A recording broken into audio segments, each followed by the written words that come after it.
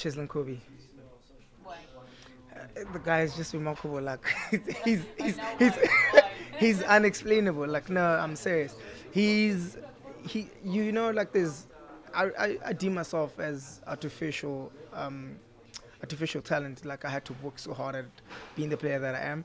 He just had it. Like he's always been one of those guys that just has it. Like that touch, that magical moment. Like anything. Like it just seems all too easy and natural for him. He's one of the gifted guys. I promise you. He's crazy. You guys haven't seen. I've seen the worst. Yeah, I've seen him in action, You but yeah, you not like you have. you guys haven't seen the best of Chisholm. I promise you. Like he does crazy things, and yeah, we've been playing together for quite a bit. I mean, since we were 19, we played sevens together, Yeah. and then we played under 20s together. There was, yeah, it's been such a joy to actually play with because it feels like you're watching him sometimes. You know, you're on the field, you're also playing, you're playing as well, but you're kind of like watching this guy. You're like, what? How you move like that, dude? Like, how do you do the things that you do? So it's been quite crazy watching him, and obviously him, you know, being where he is today. I think it's been quite rewarding. Not just from his sense, but our sense, because we always knew like he's that good. He just needed like a platform to show that he's that good. Luke Fitzgerald for me he's still the best I played with. But on his day, yeah. Why? What was it about? Just everything. He just had the complete game. I was lucky enough to go through school with him. Footwork, power, passing, agility, his ability to read a game. One of the hardest hitters I've played with. Unfortunately, you know, he had a career that was kind of taken away from him with a lot of injuries, but on his day he was outstanding. Best player I've ever played with, Johnny Sexton. Why? Oh yeah, so quick fire, I have to hit it back with a Y. After we just spoke about it. Johnny Sexton, I think he gets better with age. He's like a fine wine. Ooh, played with Yeah. Farida Priya, I would say. Why? Oh, he's a genius. It's probably for me the greatest scrum half to ever play the game. He's just a technical genius. To play fly off with a nine like that is an absolute dream. My dust on me. Farrell's up there just with the way that he's able to get the best out of people around him. Very good competitor, fierce competitor, wants to win, very competitive, and I think it rubs off the group. And obviously as a player, he's incredible, and as a leader, very, very inspirational. So Owen Farrell is up there. Yeah. Matt Nono. Why? Just complete player, both physically, speed and skills, and also his rugby IQ. It's supposed to be quick fire, this, isn't it? Ben Youngs. I'm going to say Ben Youngs because it's just how consistently he's played, and he's got 120 caps now for England. Like, and to do that, you've got to be a pretty special player. Stuart Hogg. Why? Just ability to beat players, great attacking game, as well as being a very passionate leader. Sam Simmons. Why? Because he's extremely competitive on the field, and he's got the ability just to create something out of nothing.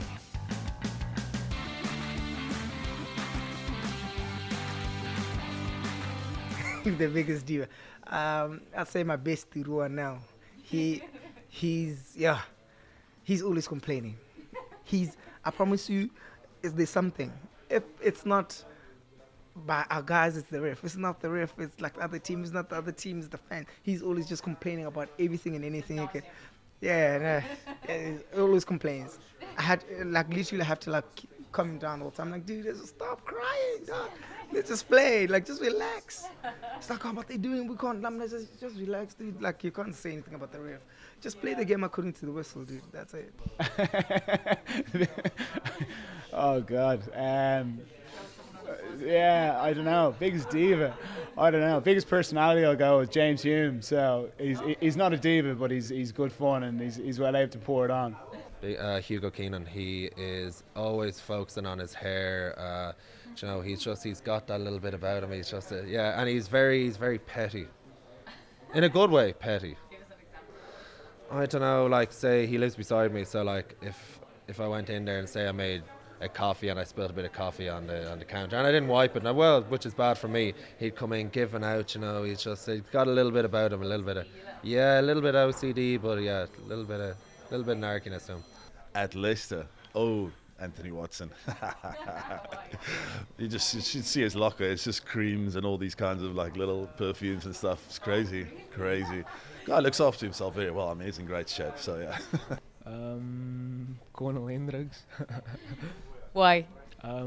Because he's funny and he likes to make people happy, and but yeah, he's just being Conal Hendricks. So yeah.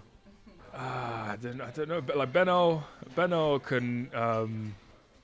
can get his back up a little bit sometimes, and you can tell as well. You know, like he doesn't hide it very well. So I'd say that Benno is probably up there. Seabelo. Nah. Simon Seabelo. Rafi Quirk.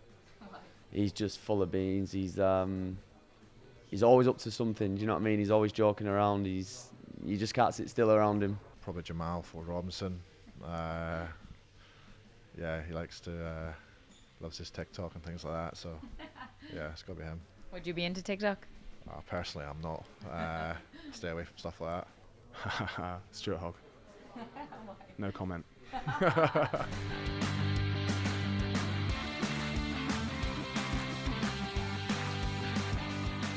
Definitely Suleiman Hassenberg.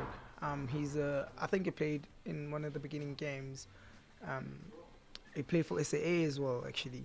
He's still very young, still very raw, but you can see that magic. I think with him having to mature a little bit, we're going to see some crazy things from him. So we're lucky in Ulster, you know, the academy's really coming good for us over the last couple of years. We've seen, you know, the likes of James Hume, Mike Lowry come through, but guys that might be less well known, that people would have seen on the Emerging Ireland tour. Up front, you've got, you know, a great hooker in Tom Stewart, who's played, you know, 5 or 6 times for us this year, scored a good few tries. Real powerful guy, and he's someone who I definitely think can step up and is someone who can, you know, play at the top level in Europe and hopefully push on even further and play for Ireland. And then in the backs, Stuart Moore is someone who, when I arrived into the club, I didn't know who he was because I hadn't seen him play, and straight away I was really impressed with him, and how he's progressed through the few years that I've been there has been a joy to watch, and he's someone who I think can really step up for us both in the league and in Europe this year. Up and coming player to look out for. There's a few lads. I think Rob Russell's obviously been going really well, and then he's not even up and coming because he's the same age as me. But Jimmy O'Brien, he's a good lily white, and he's always. I think it's going to be a big year for him. Yeah, he's done well for Ireland. Yeah. So yeah, please God, now he keeps that form going. There's a lot of them. I think at our club, probably it's got to be Freddie Stewart. I know he's not up and coming that much anymore, but he's still 21 years old. And I think he's going to be great. He's brilliant. Definitely Stravino Jacobs. Yeah, he's been on form. Yeah, I think he'll have a great season. Yeah. I wouldn't say up and coming, but Andy Christie. He's played a little bit for Scotland now, but he's doing really well, and I think that he'll go on to hopefully become a Saracens great. So. Jack Grary, he's number 10. He's had a great month for us in Munster and also for Ireland as well, replacing Sexton in one of the games against Australia. Yeah. Joe Carpenter, and he's a young fullback for us. He got his opportunity this year. One of the lads unfortunately got injured, but he's took it with both hands. Brilliant player, good runner, and he's a good lad as well. Well, I think we have a young back row lad, Harry Taylor, who played a bit at the start of the season. There's a lot of competition in our back row at Gloucester, but I think he's a player who's at a young age has done really well, given an opportunity. So potentially he'll get more opportunity. But there's a couple of players who are doing really well in terms of that younger age group. But I think he's a player that would do well if given an opportunity. I could say Darcy Graham. He's not up and coming. Well, in Europe, he'll be relatively unknown, but he's incredible. So I reckon he's going to be letting people. Well, he's going to be very exciting to watch this year. Yeah.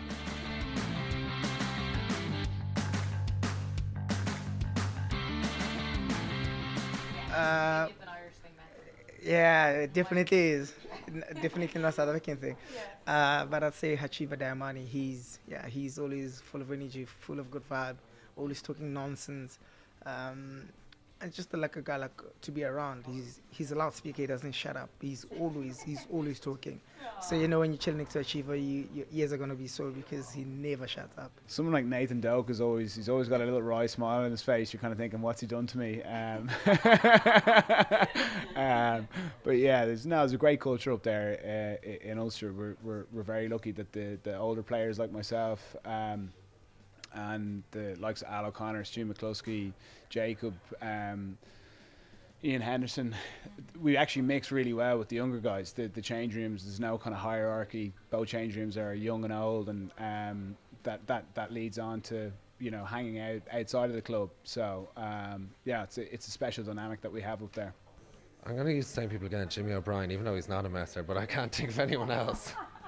Maybe it's you, Will. Quick fire makes my brain just it brings it on. Freddie Burns has to be Freddie Burns, easily. Yeah. What is he like? Oh, he's just good fun, man. He's just really cool to be around. He's always having a crack, always having a joke, and just a nice, easy guy to be around. I don't know, myself maybe. I don't know. There's a lot of serious guys on the team. Oh, yeah? There's a lot of serious guys on the team, so. I like to think so. When I can be laid back, obviously there's times where you got to switch it on a little bit, but I'd say I'm probably up there. Billy Vinipola's a bit of a joker as well, but he's got a real switch. Yeah, us two probably. I'm not sure. I don't know. Probably Roman Solomona. Tom Curry. He's just him and his brother. They're both the same. They just can't help themselves. Obviously the twins. So it's like a double act with them two. So I try and avoid them at all costs. Probably Fraser Balmain. He's always looking to try and have a dig at someone. Probably him. Dave Cherry's our hooker. He loves to give it out, but he doesn't like it when someone comes back at him. He's a little bit sensitive, so you have to be kind with him. Let him have his way. He's funny though.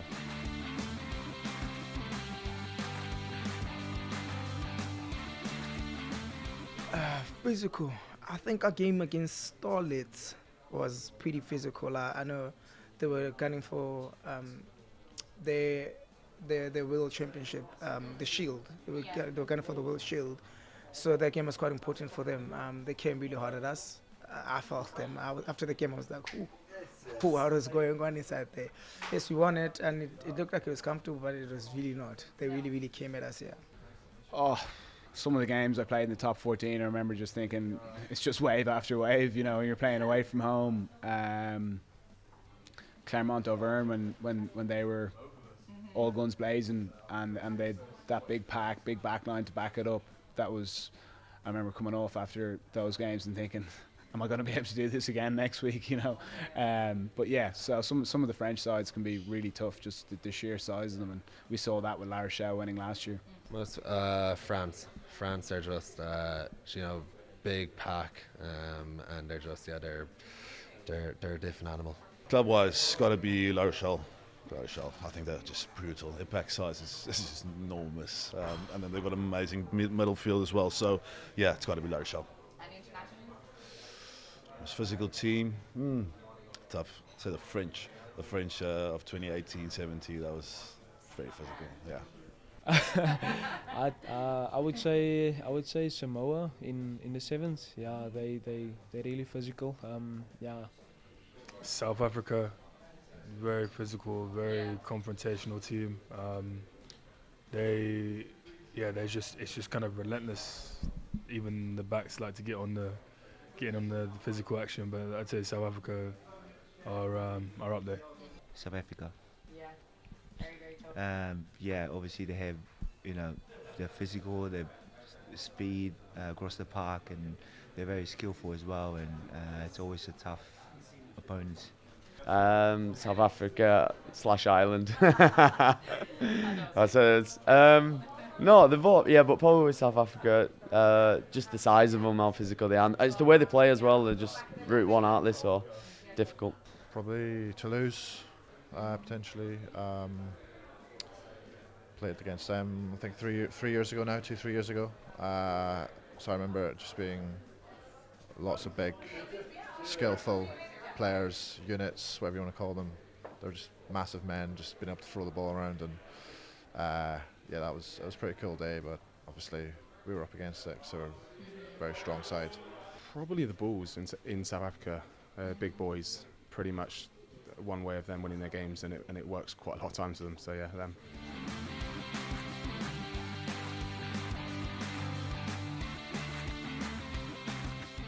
I don't really look up to people, but I just enjoy how other people play. Like, and I said, I mentioned earlier, it was like he's crazy talented. I just love watching Chelsea play.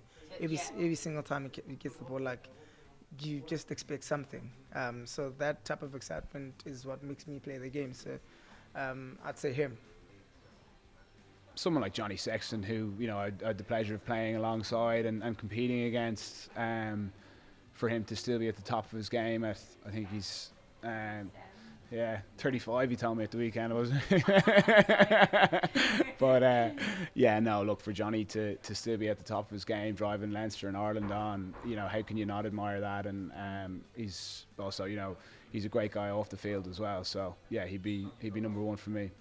I am a big fan of, I think, Dan Lydiard. I think he's great. There's a few players like him that just give 100% to the team, and they're big for their clubs and country.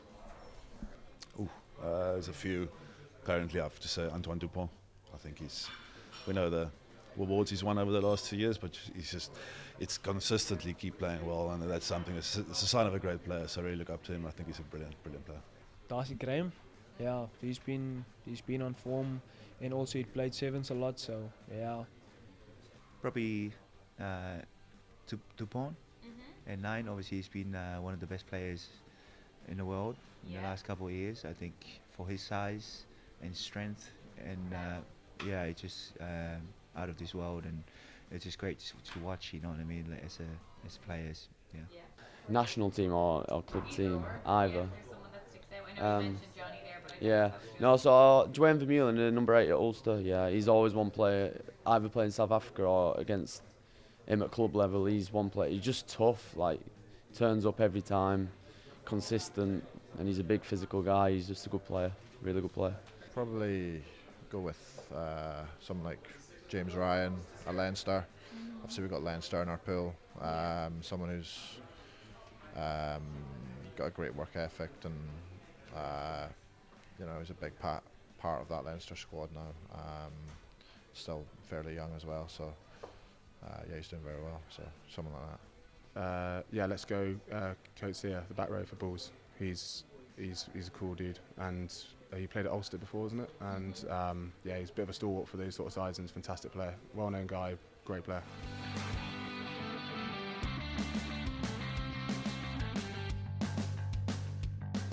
I guess the gift to inspire hope. I mean, I come from a very small town in South Africa, and I didn't see myself being wherever I am today. And coming from there, obviously, I didn't have, people that I could idol on that comes from the same place. So you only seem like, this thing is not meant for people like us, It's meant for people in big cities that have opportunities. So if I can be that for my people, I would have done amazing things. I would be happy. That will bring me the most joy. Oh, that's amazing. And who was your hope growing up? Was there someone that you looked up to? Yeah, like yes and no. I mean, like I said, the people were very far away from us. It was not people that we grew up knowing or anything like that. Like you never see these people, so you don't deem it very possible. But I can recall watching Bana in 2007 in the World Cup, and you're like, okay, geez, this is something that I'd also like to do at some point in my career.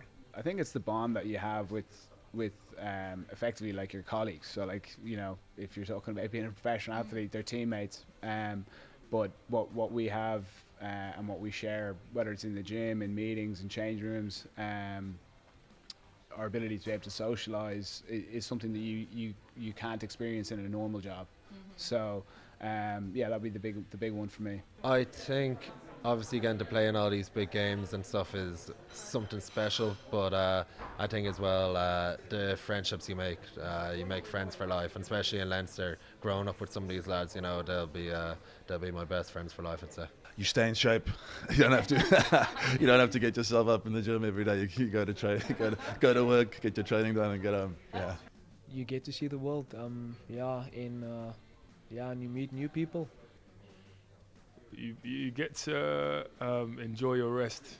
You get to enjoy your days off. You get to relax. Obviously, we train hard.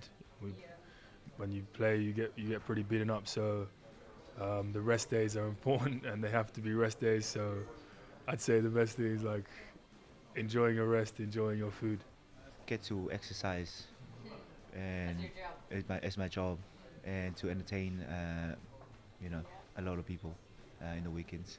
Going in every day and doing what you love with a bunch of mates, that's basically what it is. So yeah, just you can't. I don't think you can replicate going into a changing room and having a laugh, and obviously you want to focus and be as good as you can be, but it's just a great job to have.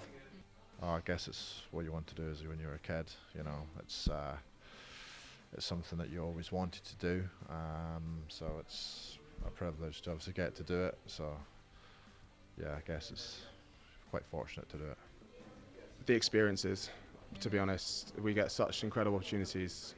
Like with that goes, it's a bit broad, but it goes from travelling to playing in the stadiums to the nights out. It's all the whole package is it's a lot of fun.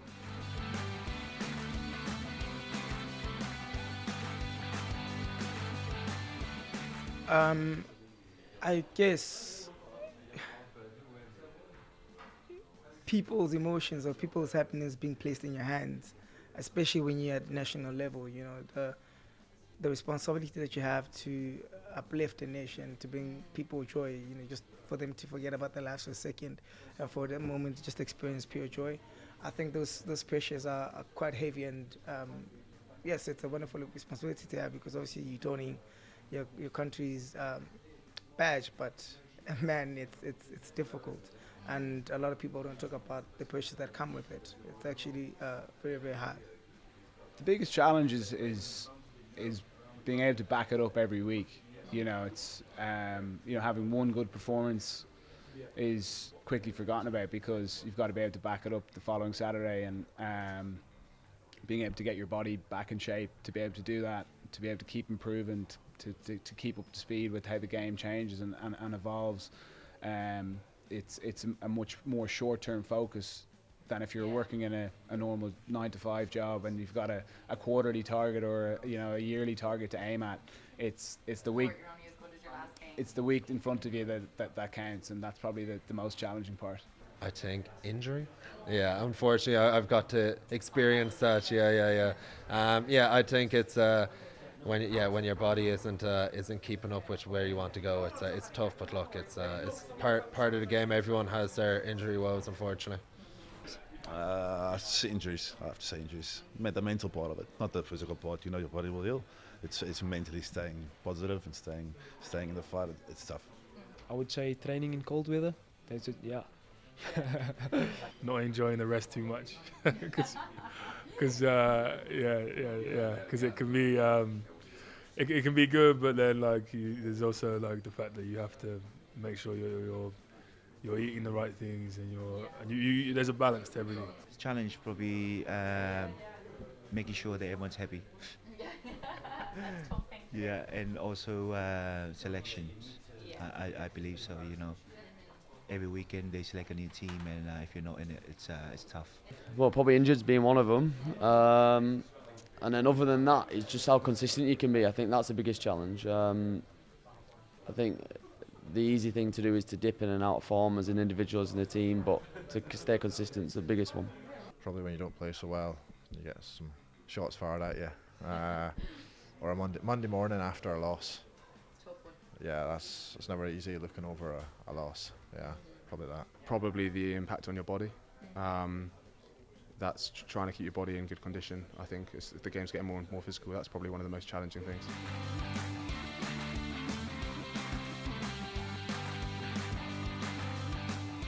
On paper, damn, you always look to the heavy boys, like the Leinsters of the world, you know. They've been up there for a long time. They're still competing. They're still doing the most. You know, you look at Saracens. These are clubs with heavy history, and that history backs them as well. They have amazing players as well. So it'd be nice to knock heads with people like that. But more so, I think it'd be nicer to knock heads with La Rochelle, purely because like two of our old boys play there, and they're kind of like champions, right? Dylan Nates and Raymond Roulet. But yeah, all the island teams are pretty up there. On paper, I wouldn't be trading our squad for anyone else's. You know, I think we're in a really good spot. I think we've landed on a game plan that suits the team that we have, and we're confident that if we can execute that game plan, we can beat anyone. So, on paper, I'm going to say Ulster. Leinster. You gotta always say Leinster. They're always going to be up there, and in terms of a French team, I think Toulouse again. I know Rochelle won it last year, but I think Toulouse has got so much class. So the two of them are probably favourites again now. I would say Saracens, yeah, because they've been they've played in a lot of finals. So yeah, I would say Saracens. Yeah. I think La Rochelle, they are very good. They obviously they've got a lot of firepower in their pack. Obviously, having played with Will Skelton, I know how big the guy is, I know how powerful the guy is, I know how good the guy is. So, and it doesn't stop with him. They've got like Beast, Aldrich, Antonio, the tight head. They've got a plethora of players. So it's yeah, they're powerful. On paper, Munster. Good answer. Other than Munster. One of the South African teams. Yeah. And Leinster. Do you want me to say an Irish team? I didn't say that, George. I think Toulouse will be. Well, let's say Toulouse or Racing from France, but I actually genuinely think all 3 for Irish teams. But we've got Ulster, but Leinster, Munster, they're going to be well up there again. On paper, probably Leinster, to be honest. But there's a lot of very strong teams out there. But if I'd choose one, probably them, Leinster. Yeah. Oh, Edinburgh Rugby, obviously. Bar Edinburgh. Well, the Sarries are obviously right up there. Sarries and Leinster, you'd say, are the two big dogs. So that'd be interesting to see how they go.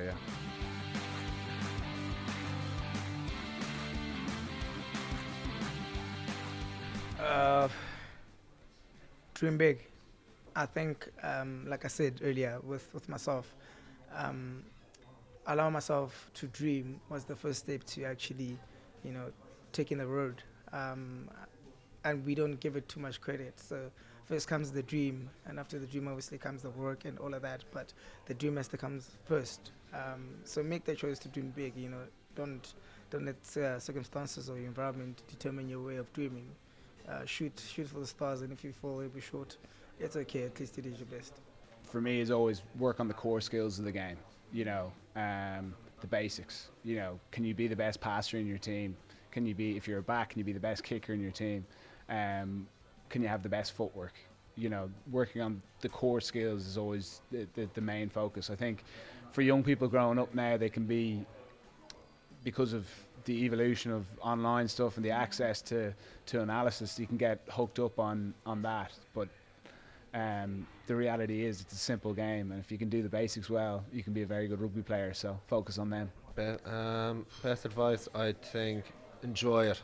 I know it's such a cliche one to do, but I think when you come into an environment like Leinster, where you're seeing all these top end players, and you probably go into your shell a little bit. I think the quicker you realise that it's everyone's there kind of trying to do their best, and you bring out the best in yourself and you're having fun, and I think that's the best way to go about it. There's a better way to answer that, but I can't get it out anyway. Enjoy it, don't take it too seriously. Go out and chase your dream and never give up, and yeah. Best advice, I think you can't put too much pressure on yourself. You have to understand, like, you also have to enjoy it. You also have to, especially when you're developing and coming through the ranks, you have to enjoy yourself. And obviously the obvious one is to work hard, but enjoy it while you're doing that, because you never know what can happen. Sometimes it can be difficult situations come up. So let's enjoy it and work hard. Keep working hard. Make sure you enjoy your rugby earlier on, and 100%. And listen to your parents. Make sure you go in with a mindset to obviously enjoy it, but try and learn as much as you can every day. And learning from the good, but also learning from the bad as well. So don't get too emotional about that. Just use it as an opportunity to get better. A bit cliche, but probably just work hard. Like, you're never a finished article as a player. You can always improve everything that you do. So yeah, I'd say just keep working hard, and it's never too late to improve, or it's one of those things. I think it's important. Just enjoy yourself, relax, have fun.